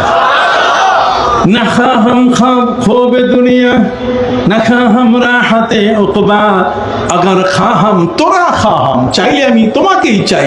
না খা হাম বাগে রিদওয়ানেরা, আমি জান্নাতের রিদওয়ানকে আমি চাই না। ওকে বলবো যে আমার গেট ছেড়ে দাও, আমি জান্নাতে ঢুকবো না। যে জান্নাতে তোমার সাথে আমার দেখা হবে না, তুমি আল্লাহকে যে জান্নাতে পাবো না, সেই জান্নাত আমার প্রয়োজন নাই, আমার প্রয়োজন তোমাকে। সুবহানাল্লাহ বলেন। কি চমৎকার দৃষ্টিভঙ্গি! সেই জাফর সাদেক রহমতুল্লাহ আলাইহির কাছে ইমাম আবু হানিফা রহমতুল্লাহ আলাইহি তিনি বায়াত গ্রহণ করছেন। 4500 ওস্তাদের ছাত্র, 4500 ওস্তাদের ছাত্র, তিনি এখন একজন পীর ধরলেন। তো এত বড় জ্ঞানী যদি পীর ধরে, আর তুই বেটা একটা মোল্লা, তুমি তো না সরসিনা যাবেন না, অমুকখানে যাবেন না, তমুকখানে যাবেন না, যদি ঠিক থাকে যাবেন, যদি ঠিক থাকে। তুমি কি ঠিক করে দেওয়ার মালিক? কতক্ষণ না, তুমি কি সরসিনা দরবারকে ঠিক করে দেওয়ার মালিক? তোমার জন্মের আগের থেকে, তোমার দাদার জন্মের আগের থেকে সরসিনা দরবার। অতএব সরসিনা দরবার এটা একটা সাধারণ দরবার নয়।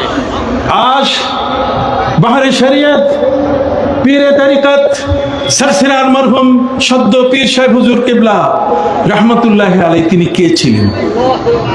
সম্মানিত সুধী, তার শ্রদ্ধেয় বাবা, আমি এর আগেও সরসিনাই বলেছি, আমি কিন্তু 3 পীরের হাতে বায়াত।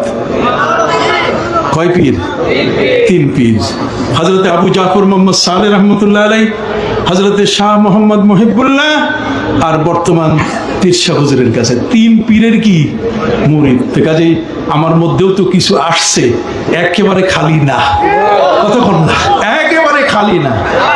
এই যা আছে, যে যতটুকু ওইখান থেকে আসছে ওইটা দিয়েই চলি, এইটাই আমার চালান। কতক্ষণ না, এই সরসিনা দরবার থেকে যতটুকু আসছে সেটাই আমার কি, এই চালানটাই সহ্য করতে পারে না অনেকেই।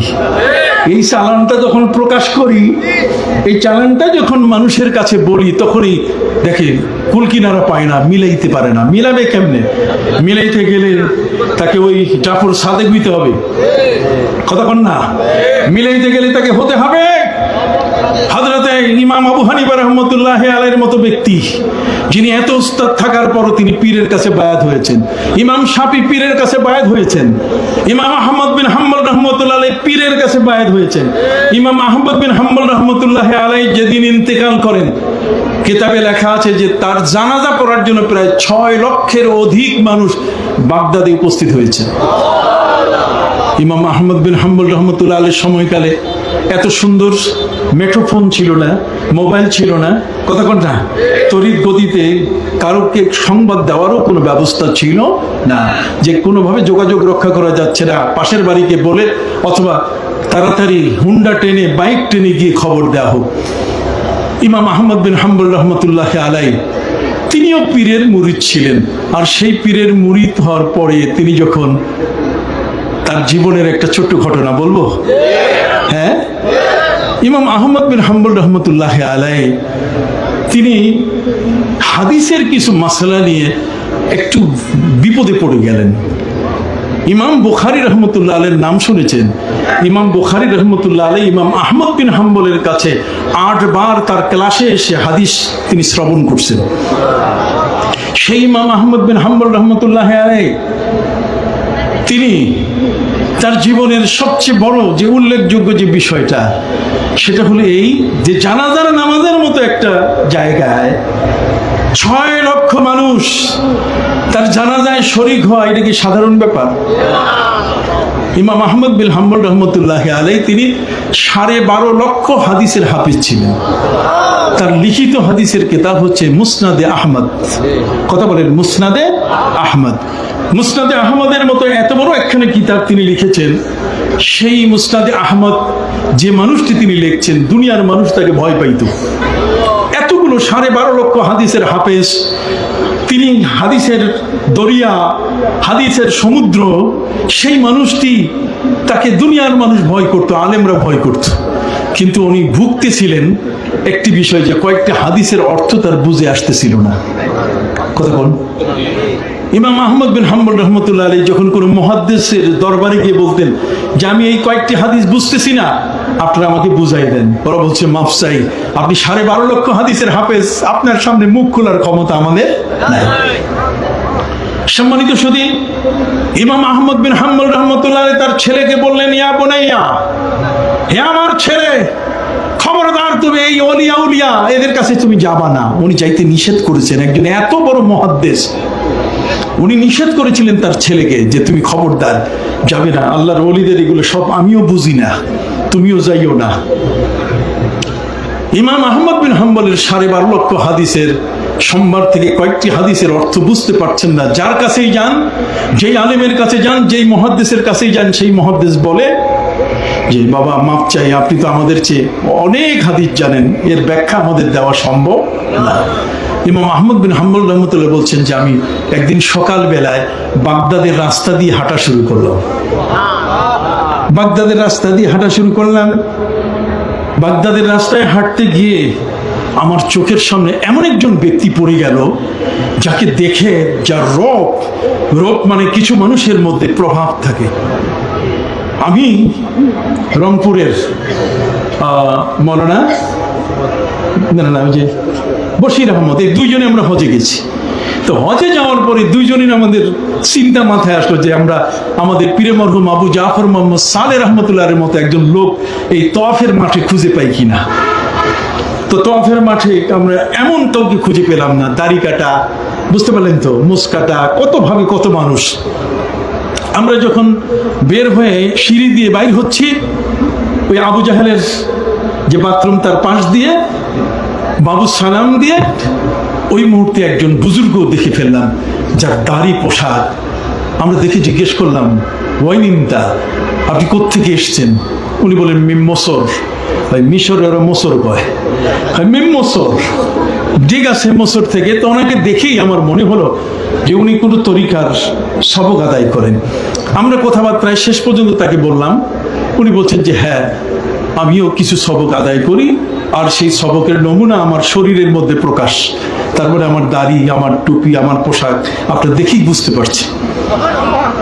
ইমাম আহমদ বিন হাম্বল রহমতুল্লাহ আলাইহি তিনি তার সময়কালে এমন একজন বুজুর্গ ব্যক্তিকে তিনি পেয়ে গেলেন বাগদাদের রাস্তায় হাঁটতে গিয়ে। যে ব্যক্তি দেখার সাথে সাথে ইমাম আহমদ বিন হাম্বল বলছেন যে আমি যে 12 লক্ষ হাদিসের হাফেজ আমি সব ভুলে গেছি, আমার কাছে মনে হচ্ছে যে আমি শূন্যের উপরে দাঁড়িয়ে আছি তার কাছে। এটার নাম হলো রব। এটার নাম কি? রব। রব শব্দের অর্থ হচ্ছে কারো প্রভাব কারো উপরে পড়া। কথা বল না। বাবা যখন তার সন্তান, বাবা যদি সেরকম হয়, স্মার্ট যদি হয়, বাবা যদি গাম্ভীর্যপূর্ণ হয়, তাহলে সন্তানকে কিছু বললে সন্তান তার কাছে ব্যবসাকে হাত খেয়ে যায়, বাপের সামনে আর মুখ খুলতে চায় না। ইমাম আহমদ বিন হাম্বল রহমতুল্লাহ আলাইহি তিনি ওই বুজুর্গ ব্যক্তির সামনে হয়ে গেলেন ছোট্ট শিশুর মতো। তিনি এবার প্রশ্ন করা শুরু করলেন। ইমাম আহমদ বিন হাম্বল তিনি প্রশ্ন করছেন, মাজা কুলতা বা মাজা তাকুলু ফি হাযিল মাসআলাতি ইয়া সুফি। এই দেখেন, সুফি শব্দটা ইমাম আহমদ বিন হাম্বল ব্যবহার করছেন। আর ওরা বলে যে সুফি শব্দ নাই, এটা কোথাও নাই। সুফি শব্দটাকে তারা অস্বীকার করছে, কিন্তু ইমাম আহমদ বিন হাম্বল 12.5 লক্ষ হাদিসের হাফেজ, তিনি বলছেন কি মাজা তাকুলু ফি হাযিল মাসআলাতি ইয়া সুফি। এই হাদিসের মাসালা আপনি কি বলছেন? ইমাম আহমদ বিন হাম্বল রহমতুল্লাহ আলাইহি বলছেন, আমি প্রশ্ন করা শেষ করি নাই, কিন্তু তার আগে সে উত্তর দিচ্ছে।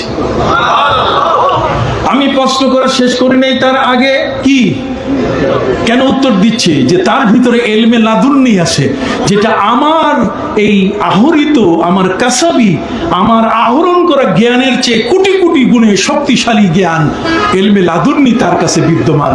অতএব তার জ্ঞান সরাসরি আল্লাহর পক্ষ থেকে আসে, আর আমি তো কেতাব দেখে বলি। আপনি কি বুঝতে পারছেন? যে কারণে কবি বলেছেন, উম্মি গো সব कहते हैं फिर इल्म लदुन्नी की थे आलिम, राज भरा था सीनों में, राज भरा था सीनों में कुरान की 30 पारों का। इल्मे लादुन्नी হচ্ছে এমন একটা জিনিস যে কোরআনের যে অর্থটা আপনি স্বাভাবিক দেখবেন, কিন্তু যারা সুফি হবে তার দৃষ্টি কিন্তু ভিন্ন দিকে চলে যাবে। সে গভীর থেকে গভীরে সমুদ্রের তলে পড়ে থাকা মণিমুক্তার কাছে তার দৃষ্টি চলে যাবে। যেমন সুবহানাল্লাহ, একটা সাধারণভাবে একটা জ্ঞানের উপরি অংশ, আর সেই জ্ঞানের কি ভিতরি অংশ। উপরি অংশটাকে বলে জাহের, আর ভিতরি অংশটাকে বলে কি বাতেন। জারু জাওয়াহির আল ইসমে ও বাওয়াতিন, কোরআনে আছে। জাহের এবং বাতেন এই দুটো শব্দ কোরআনে আছে। পীর মাশায়েখ ওলি আউলিয়া এমন কোন শব্দ ব্যবহার করেন নাই যেটা কোরআনে নাই। প্রত্যেকটি শব্দ, আপনি নফস বলেন, খফি বলেন, আখফা বলেন, সির বলেন, ইয়ালামুস সিররা ওয়া আখফা, কতক্ষণ না, এই সবগুলো পবিত্র কোরআনে আছে, কিন্তু এটা ব্যবহার করার জায়গা ওই মৌলবীরা পায় না। ওরা কলবটারে কপালের মধ্যে উঠে রাখছে, যে কলব নাকি কপালে। বেটা, লেখা নাই, পড়া নাই, কিচ্ছু নাই, কথা বুঝে গেছে, খালি বক বক বক বক করে, কথা বুঝে গেছে। কোনো একটা শব্দের পিছনে কোনো দলিল নাই, কিছু নাই, হাদিসের কোনো রেফারেন্স নাই, কিচ্ছু নাই, শুধু কোরআনের একটা আয়াত পড়ে এর উপরে যা মনে চায় তাই বলে। খবরদার, আহলে ইলম কোনোদিন এই ধরনের আলোচনা কখনো করে না। প্রত্যেকটা কথার পিছনে তার দলিল থাকতে হবে, তার প্রমাণ থাকতে হবে। দলিল প্রমাণ ছাড়া কখনো সেটা যেন না হয়। হযরত ইমাম আহমদ বিন হাম্বল রহমতুল্লাহ আলাইহি সেই সুফি সাহেবকে সুফি বলে সম্বোধন করলেন। কি বলে? সুফি বলে। তিনি বললেন, মাজা তাকুলু ফি হাযিহিল মাসআলাতি ইয়া সুফি। প্রশ্ন করার আগে উত্তর, প্রশ্ন করার আগে উত্তর, প্রশ্ন করার আগে উত্তর। উনি শেষ পর্যন্ত দেখলেন যে এই বুজুর্গ তো আসলে এক মহান বুজুর্গ, আমার তার হাতেই বায়াত হতে হবে।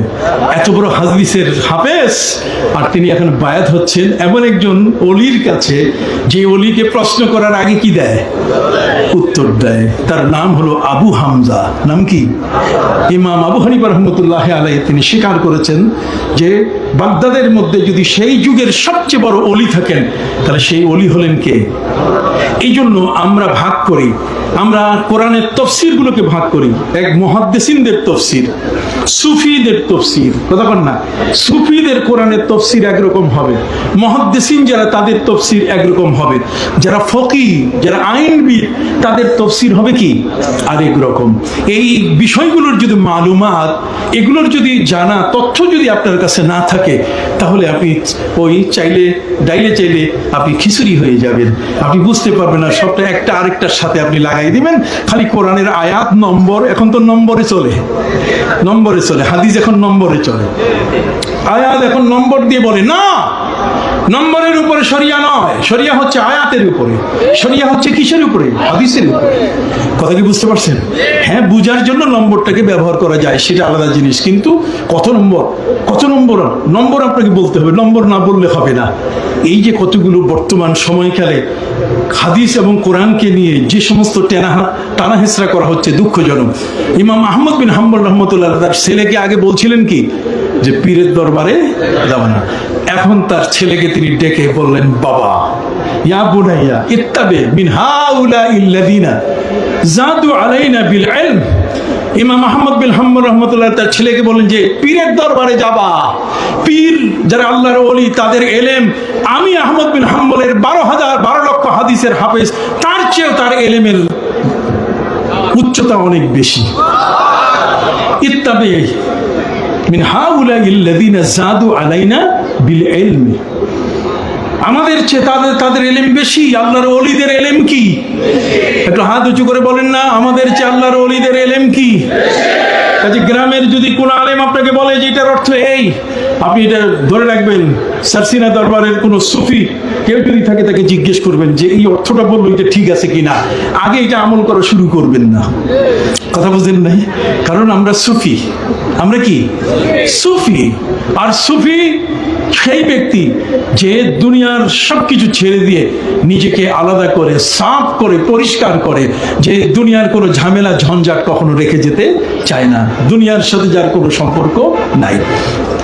অতএব এই ধরনের সুফিদের সম্পর্কে ইমাম আহমদ বিন হাম্বলের সামনে আরেকটা চমৎকার কথা তিনি বলেন, ওয়াহুম উলুল হিম্মা। উনি বলছেন ওয়াহুম উলুল হিম্মা। উলুল হিম্মা মানে কি? কারোর সাথে কথা বলতে ভয় পায় না। দেখেন না কথা বলে কিভাবে, বর্তমানে হুজুর কথা বলে কিভাবে, ভয় পায়। আবার বলেন ভয় পায়। ওহুম উলুল হিম্মা। ইমাম আহমদ বিন হাম্বল রাহমাতুল্লাহ তাকবীর, দরবার শরীফ, আমির হিজবুল্লাহ হযরত পীর সাহেব কিবলা জিন্দাবাদ, জিন্দাবাদ। সারসিনা বাসু আলা রাসি কুল্লি মিয়াতিন মান ইউজাদ্দিদু লাহা দীনাহা। প্রতি 100 বছর পরে ঠিক এই ধরনের আল্লাহর কিছু প্রিয় বান্দা আসেন, যেই বান্দা যা বলে মুখ থেকে শুধু বের হতেই থাকে, মনে হয় আল্লাহর আরশের থেকে, মনে হয় ইলমে লাদুন্নির মহাভান্ডারের সাথে তার লাইন লাগানো হয়ে গেছে। এখন শুধু মুখ দিয়ে বলতেই আছে, শুধু সার্ভ করতেই আছে, জবান থেকে শুধু আসতেই আছে। এগুলো আপনাকে বুঝতে হবে, এগুলো আপনাকে অন্তত পক্ষে জানার মতো যোগ্যতা আপনার থাকতে হবে। আপনি প্রথম দিনে এসে সবকিছু বুঝতে পারবেন না।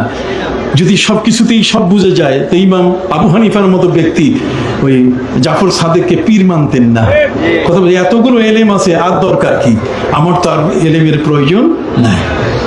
এখন আসেন ওই যে হযরত আমর ইবনে আস রাদিয়াল্লাহু তাআলা, নদীর পারে 300 জন নবীর সাহাবী যারা যোদ্ধা, ঘোড়ার পিঠে এসে যারা যুদ্ধ করবে, নবীজি সাল্লাল্লাহু আলাইহি সাল্লাম বলেছেন, আমার তুমি বলে দাও, তুমি একটু বলে দাও, ওরা যেন পিছে না আসে, ওরা যেন সামনে আগায়।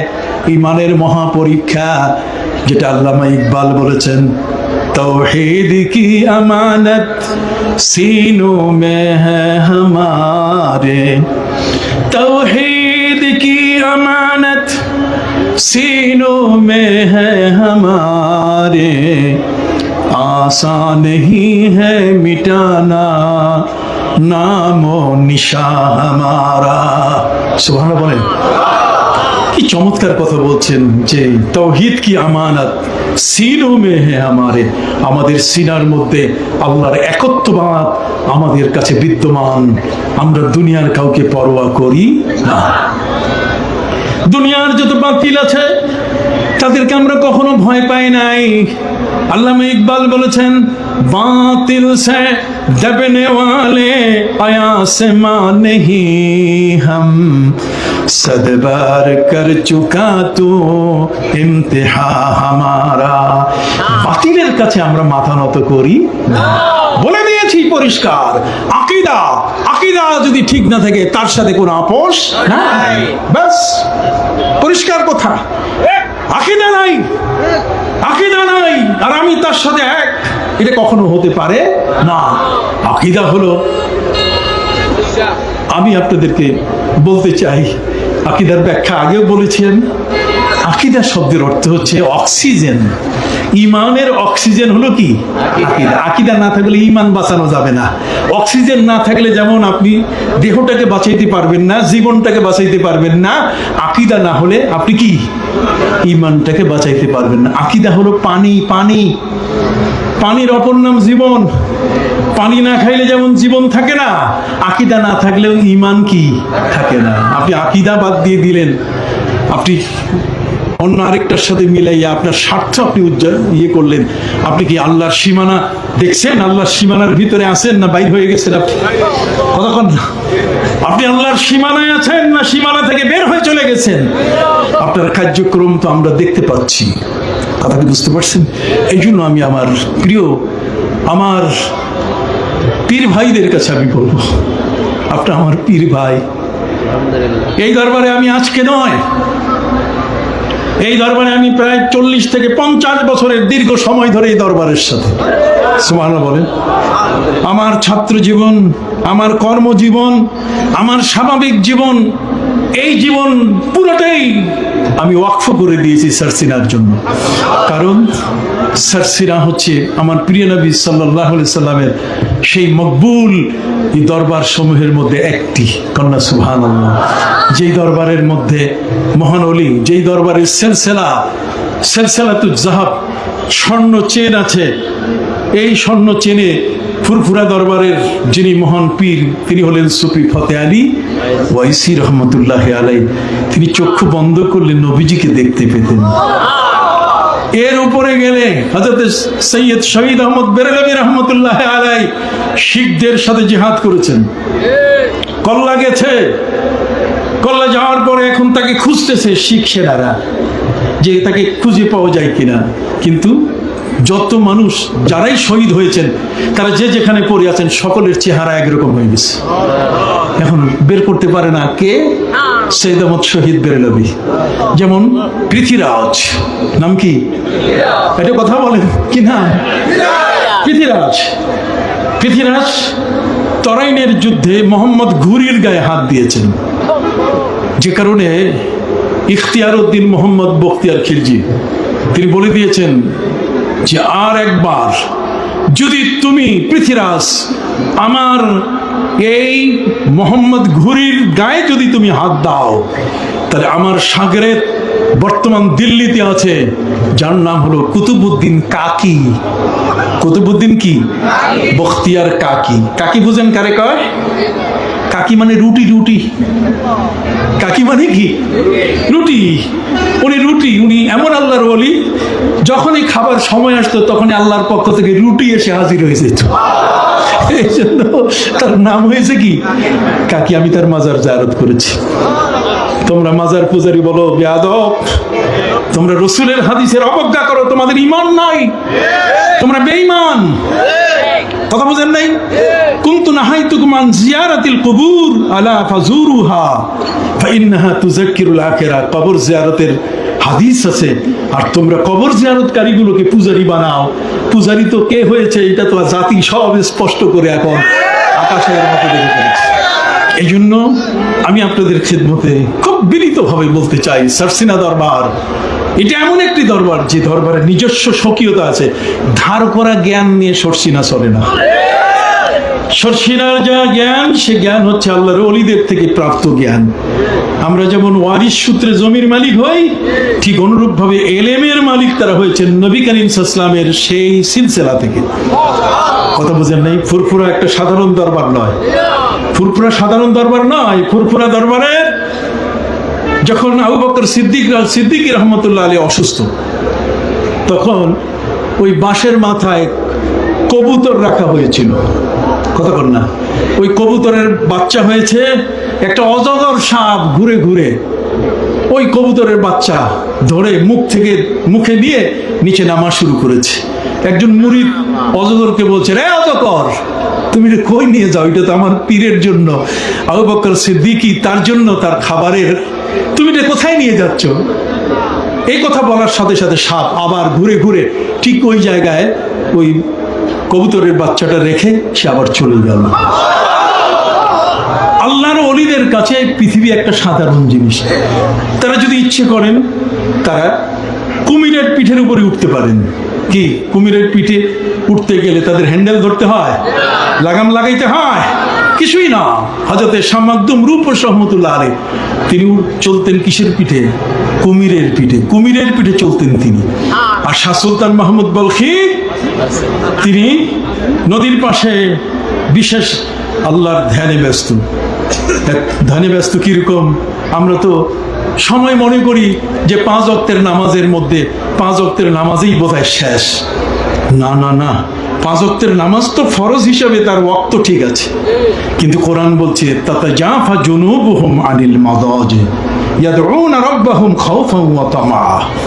কিছু মানুষ এমন আছে যে রাতের গভীরে বিছানার থেকে নিজেকে আলাদা করে তারা রুকু সিজদায়, আল্লাযীনা ইয়াযকুরুনাল্লাহা কিয়ামান ওয়া কুউদান ওয়া আলা জুনুবিহিম, দাঁড়িয়ে বসে পার্শ্ব ফিরে তারা ইবাদত করে। শুধু তাই নয়, বরং পবিত্র কোরআন মজিদে আল্লাহ পাক রব্বুল আলামিন বলে দিয়েছেন, ওয়াল্লাযীনা ইয়াবিতুনা লিরাব্বিহিম সুজদান ওয়া কিয়ামা। মহাগ্রন্থ আল কোরআনের শুরু থেকে শেষ পর্যন্ত 114টা সূরা, 114টা সূরা আপনি পড়বেন, কোন সূরার নাম সূরা আন-নাহার নাই, দিনের নামে কোনো সূরা নাই। সূরা হচ্ছে রাতের নামে, সূরা আল-লাইল, সূরা আর কি লাইল। আমার নবী করিম সাল্লাল্লাহু আলাইহি ওয়াসাল্লামের পবিত্র মেরাজ হয়েছে এই রজব মাসে, কতক্ষণ না, 26 তারিখ দিবাগত রাত। এটাও মৌলবী উল্টাই দিছে, কয় কিসের মেরাজ হয়েছে? আবার মেরাজের সময় নবীর সিনা চাক হয়েছে, অস্বীকার করতেছে। আলাম নাশরাহ লাকা সাদরাক, আপনার বক্ষ বিতরণ কি আমি করি নাই? সে বলছে যে না না না, বক্ষ বিতরণ এটা হয় নাই।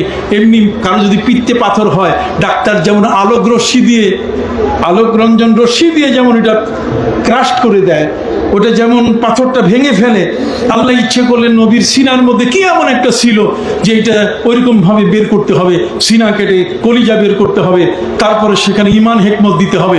এগুলোর কি দরকার? সহিহ বুখারীর হাদিস, এই মৌলবী সহিহ বুখারীর হাদিস এটা পর্যন্ত মানে না।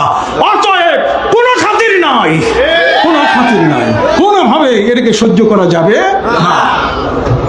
এরা জাতির কর্ণধার হবে। কি করে জাতির কর্ণধার হবে? অসম্ভব ব্যাপার। জাতির কর্ণধার হওয়ার কোনো সুযোগ নাই।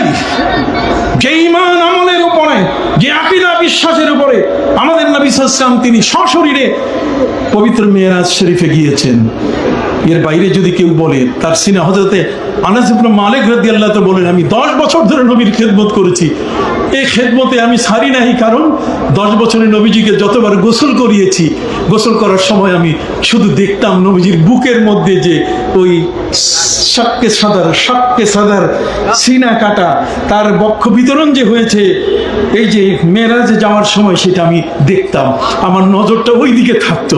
সুবহানাল্লাহ। আর এই মৌলবী বলেছে না না, এগুলো কোনো দাগ কিছু নাই, এগুলো শাক্কে সাদার হয় নাই। কত বড় বেঈমানি কথাবার্তা, কথা বুঝতে পারছেন? এই বেঈমানরা আপনার আমার মাথার মুকুট হতে চায়, এটা কি সম্ভব? পরিষ্কার কথা। অতএব সম্মানিত সুধী, আমি বলতে চাই যে বিষয়টা সেটা হলো এই যে আল্লাহর এই সমস্ত মহান ওলিদেরকে আল্লাহ তাআলা এক ক্ষমতা দিয়েছে। এই ওলিদের ক্ষমতা দেখতে গেলে সারসিনা যেতে হবে। কোথায় যেতে হবে? মরহুম আবু জাফর মোহাম্মদ সালেহ রহমতুল্লাহ আলাইহি যখন ইন্তেকাল করেন, তখন ওই রাতে আমি মাহফিল করতেছি সিহাঙ্গল, রাজবাড়ির পাশে, সারসিনার এই পিরোজপুর এলাকায় রাজবাড়ির পাশে সিহাঙ্গল। কান্নাকাটি শুরু করলাম, মাহফিল হলো না। তারা আমাকে একটা ট্রলারে করে পার করে বাসায় পৌঁছে দিল। বাসায় আসলাম। বাসায় আসার পরে কানতে কানতে ঘুমিয়ে পড়লাম। ঘুমের মধ্যে দেখি আমার শায়েখ আবু জাফর মোহাম্মদ সালেহ রহমতুল্লাহ আলাই, উনি একটা লাঠি নিয়ে মাথা থেকে মনে হয় গোসল করছেন, এইমাত্র পানি টপটপ করে পড়ছে। হুজুরের কাছে যে মোটা জামা ছিল, এই মোটা জামা পরে আর 2 ফিতার স্যান্ডেল এটা পরে হুজুর দরবার থেকে তিনি লাঠি হাতে হাতে মাজারের দিকে যাচ্ছেন। আমি হুজুরের কাছে বললাম যে হুজুর আপনি কই যাচ্ছেন? আমি মহিবুল্লাহকে রেখে গেলাম, মহিবুল্লাহকে রেখে গেলাম। অর্থাৎ বাহারে শরিয়ত আজকে যাকে আমরা স্মরণ করছি, তাকে এই সমস্ত অলিরা তারা এমন, যত নবী এবং অলি আল্লাহর কাছে সন্তান চাইছে। আমরা তো আল্লাহর কাছে সন্তান চাইতে জানি না। যত নবী রসুল আল্লাহর কাছে সন্তান চাইছেন, একটা শব্দ বেশি করে চাইছেন। কয়টা শব্দ? রব্বি হাবলি মিন লাদুনকা যুররিয়াতান তাইয়্যিবা। এই তাইয়্যিবা শব্দটা বাড়াই দিয়েছেন যে আল্লাহ আমার বংশে যে সন্তানটা আসবে এটা যেন চোর না হয়, এটা যেন ডাকাত না হয়, এটা যেন মদখোর না হয়, এটা যেন ঘুষখোর না হয়। তাইয়্যিবা, তুমি পবিত্র সন্তান আমাকে দিও যে শুধু তোমার জিকির করবে। পবিত্র কোরআনে দেখবেন হযরত জাকারিয়া আলাইহিস সালাম আল্লাহর কাছে সন্তান চাচ্ছেন, সেখানেও তিনি বলছেন ফাহাবলি মিন লাদুনকা ওয়ালিয়া, আপনি আমাকে একটা সন্তান দেন যেটা ওলি হবে। আয় ওয়ালাদান সালেহা, ওলি মানে ওয়ালাদান সালেহা, নেককার সন্তান। যত নবী যত ওলি পৃথিবীর মধ্যে যখনই আল্লাহর কাছে কোনো সন্তান কামনা করছেন, তখন একটা শব্দ কি বাড়াই দিয়েছেন, আর সেই শব্দটা হলো কি? ওয়ালাদান সালেহা, নেককার সন্তান পাওয়া। এটা সৌভাগ্যের